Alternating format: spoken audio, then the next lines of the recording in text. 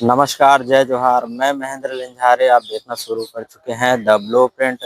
आज तड़के सुबह पत्रकारिता विभाग दिग्विजय कॉलेज के छात्र छात्राएं जो कि सिरपुर यात्रा के लिए निकले हैं, एजुकेशन टूर में निकले हैं, वहां विस्तृत रूप से उसके इतिहास को जानेंगे और साथ ही सर मैडम भी उनके साथ गए हैं। पूरी यात्रा को हम विस्तार से दिखाएंगे। आप बने हमारे साथ एक छात्र हैं जिनसे हम पूछते हैं कि वो किस और किस उद्देश्य से एजुकेशन टूर में जा रहे हैं। जी, आपका नाम बताइए। जी, मेरा नाम एन कुमार वर्मा है। जी, अभी आप लोग एजुकेशन टूर के लिए कहाँ जा रहे हैं? अभी सिरपुर जा रहे हैं घूमने के लिए वहाँ पे, और जितने भी रूट में धार्मिक स्थल है या फिर और देखने लायक जिससे कुछ सीख सकते हैं हम, उसके रूट में पड़ेगा, उसी में जाएंगे। सभी छात्रों को एजुकेशन टूर में जाना चाहिए, ऐसा लगता है आपको? हाँ, जाना चाहिए, क्योंकि देखो क्लास में ही पढ़ाई हो रहा है, मतलब वो किताबी ज्ञान है। बाहर जब तक घूमेंगे नहीं तब तक देखेंगे नहीं। वहाँ पे देखने से बहुत सारी विकास होती है, मतलब मानसिक विकास भी होता है, घूमते तो पता चलता है। जी, देख रहे हैं कि छात्र बता रहे हैं कि जाना आवश्यक है और जाना भी चाहिए, जिससे बाहर की भी जानकारियाँ भी मिलती है किताबी। यहाँ आप देख सकते हैं कि ये जो बुद्ध विहार है, ये उसका गेट है, अंदर जाने का रास्ता है। और यहाँ पे चौखट पे जो है भगवान बुद्ध के जो है प्रतिमा है।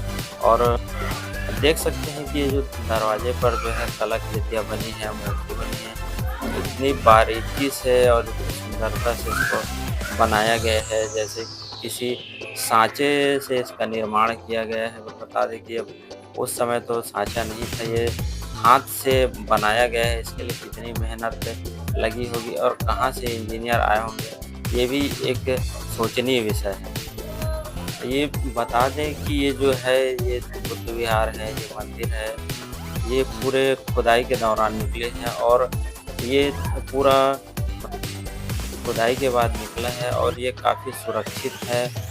और इसमें देख सकते हैं यहाँ पूरा एक शहर बसा हुआ था और यहाँ कई बुद्ध विहार जो है खुदाई के दौरान निकले हैं। यहाँ देश विदेश से जो है शिक्षा ग्रहण करने बौद्ध भिक्षु आते थे। इसको उस समय जो है शिक्षा का केंद्र माना जाता था। यूँ कहें कि नालंदा के बाद जो है ये भारत में शिक्षा का सबसे बड़ा केंद्र सिरपुर था। ये जो आप देख रहे हैं ये प्राचीन काल में जो है बुद्ध विहार था, जो खुदाई के दौरान निकला है। ये पूरे जो है लाल ईंटों से बना हुआ है। यहाँ जो है पूरे विश्व भर से जो है बौद्ध भिक्षु हैं और बौद्ध अनुयायी यहाँ शिक्षा ग्रहण करने आते थे।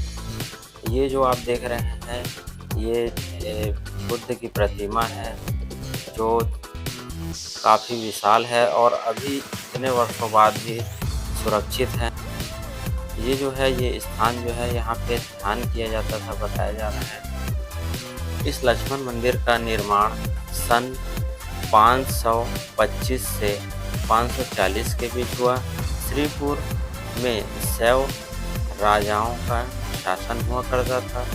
इन्हीं शैव राजाओं में एक थे सोमवंशी राजा हर्षगुप्त। हर्षगुप्त की रानी वाष्टा देवी वैष्णव, जो कि वैष्णव संप्रदाय से संबंध रखती थी, जो मगध नरेश सूर्य वर्मा की बेटी।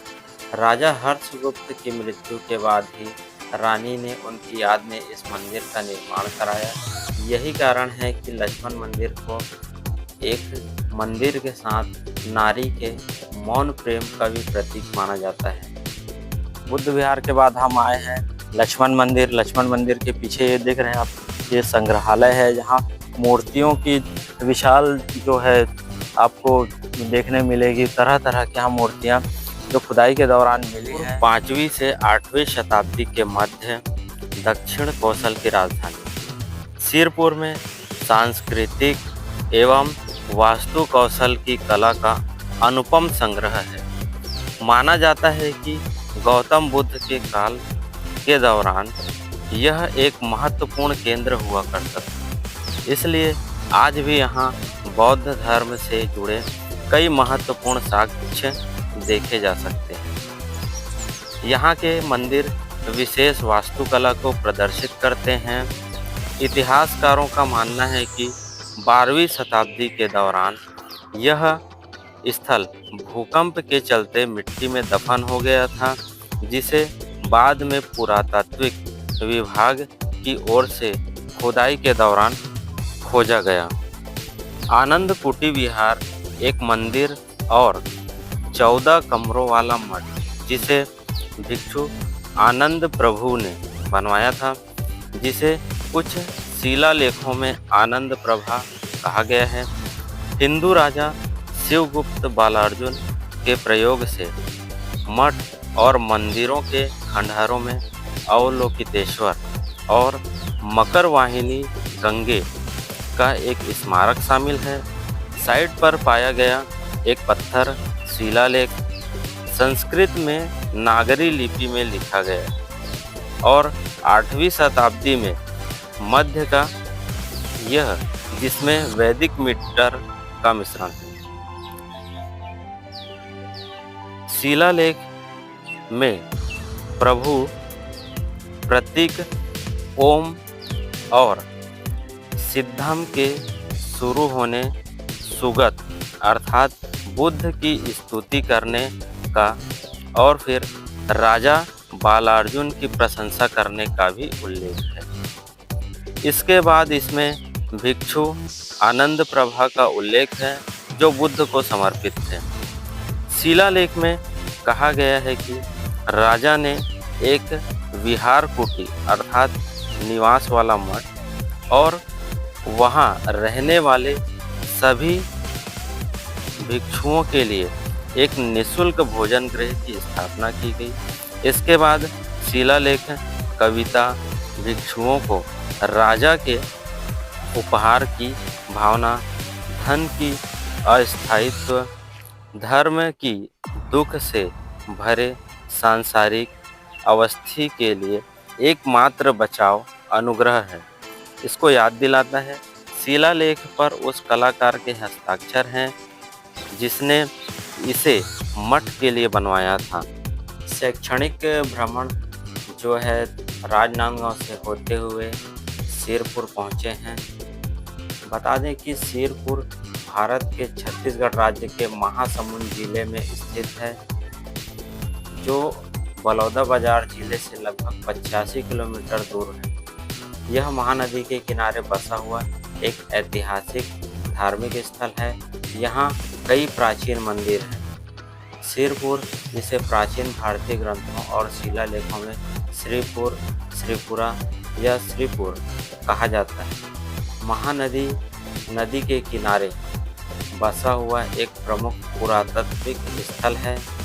सिरपुर प्राचीन काल में पांडुवंशी राजा वंश की राजधानी।